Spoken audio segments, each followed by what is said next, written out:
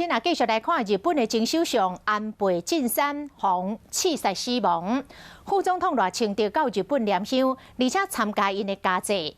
国측的前顾问金美玲是来批评驻日本的代表处无做代志，互赖清德一个人落单。这个驻日本的代表谢中廷，昨暝是伫面册来发文章，详细来讲这个代志的头尾。伊嘛讲，伊年纪大了，会当甲骂的长辈愈来愈少。伊讲金美玲加伊12岁，互伊骂几句啊，嘛无要紧。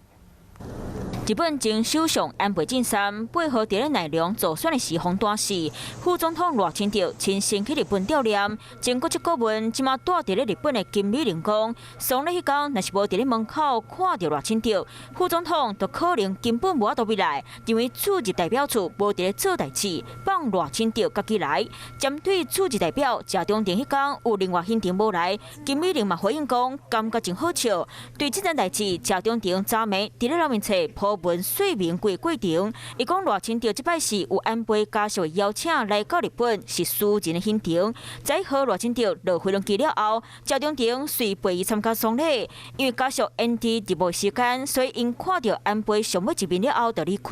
下晡嘛去参加公祭念香，暗时两个人检讨行程了后，12号赖清德受到安倍家属邀请去参加家祭，因为谢中廷无受到邀请，无方便参加，就无过去啊。赖清德来到现场了后，伫咧会场门口拄到金美玲，金美玲热情带赖清德入场，嘛向在场的来宾小解伊。谢中廷讲，赖清德即摆来到日本的行程，伊表现未受过请迎，真侪议员想要招伊食饭，伊拢回实咧拒绝。家祭现场真侪人甲伊换面子，伊嘛讲回应无照面子，就当去坐，嘛避免和别个政治人物小借问，转移重点。谢中廷尾嘛强调，伊会当理解金美玲早就红入去黑名单，所以对驻日单位有偏见。毋过伊无希望即摆悼念安倍行程的拍拼，扣金美玲的规矩为破坏。代表处的董事嘛是真骨力伫咧开会。毋过谢中廷嘛出面回应讲家己有年岁啊，会当家己骂是大人，哪来哪少？伊加我12岁，骂几句啊是应该的。